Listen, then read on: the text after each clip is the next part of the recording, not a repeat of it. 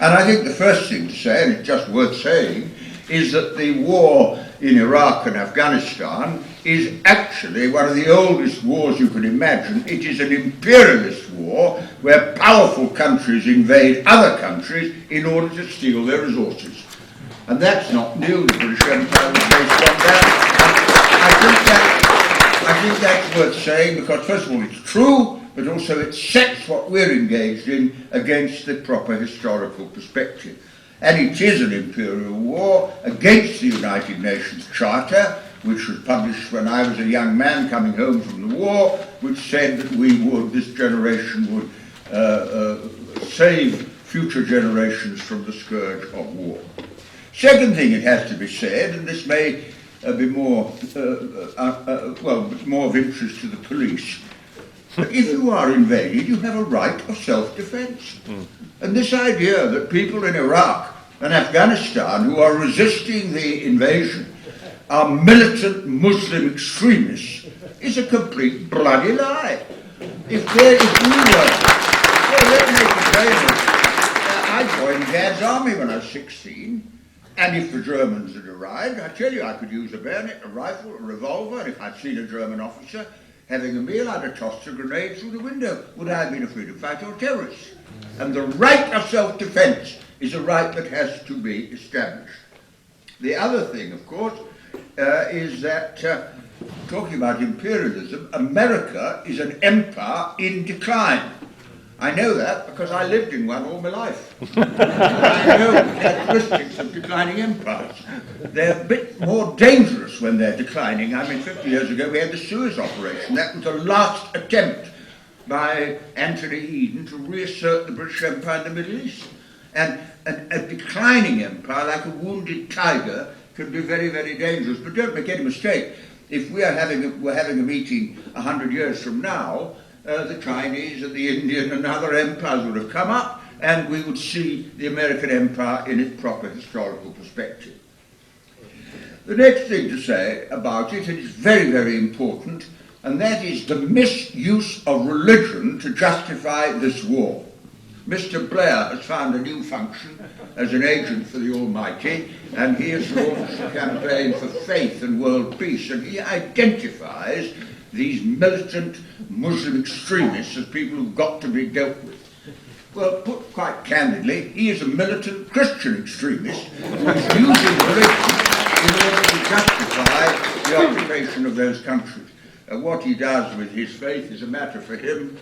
I'm not in favour of hanging Bush or Blair, but I would like to see a war crimes tribunal that identified the crimes so he had to live with them till the day he died. Then it's also a question about torture. War is sanitised by the media, but to be quite candid, war is about killing people, it's about plunder, it's about rape, it's about torture. That's what war is. And it's a characteristic of all wars. And I'm glad Obama is publishing more information about the tortures in America, because truthfully, if that's the sort of information that was published about Iraq in the old days, and I don't doubt there was torture in Iraq, people said, oh, of course, our values don't allow us to do it, and they do allow us to do it, and we do it. Then there's the question of civil liberties, as Andrew mentioned. I mean, the anti-terrorism legislation is being used now to repress popular demonstrations in Britain on political issues.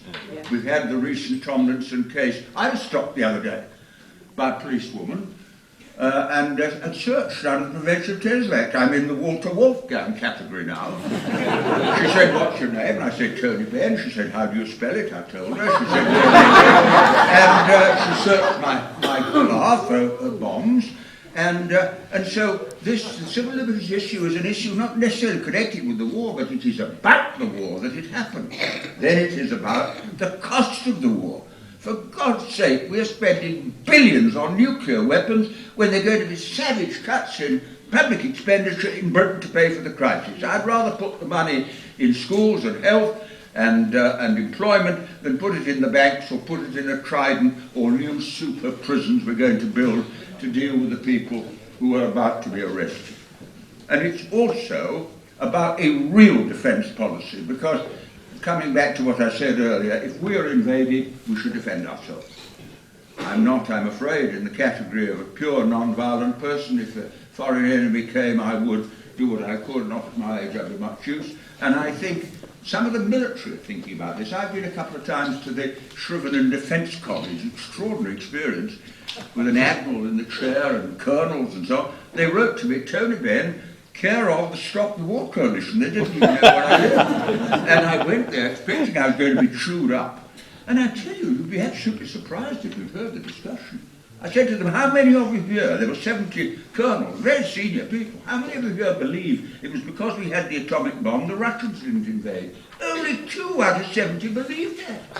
They all realise now that all future wars are going to be guerrilla wars, i.e. if we're invaded, we're going to have to do what is happening in Iraq, and they can't beat guerrilla movements elsewhere, so it's even serious defence analysts don't go along with this.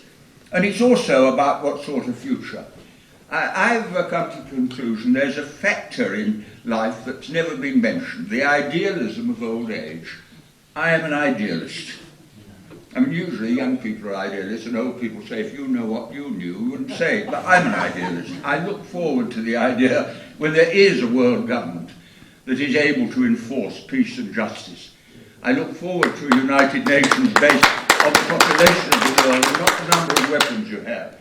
And I think we have a duty to put all these arguments more prominently into our campaigns. We've got to be positive. People are very, very frightened. I'm very frightened, but I think if you frighten people, you have the negative effect. We've got to show people, and I think we have, we've got to show people that in this massive crisis, we have constructive and important things to say that stretch right across the political spectrum. You know, there are conservatives who agree with us, liberals who agree with us. It isn't an ideological movement, this. It's a movement about an issue, peace, security and justice. And if we go on saying that, I think when we look back on this movement 10 and 20 and 30 years in the future, we'll look and see what a contribution we've been able to make.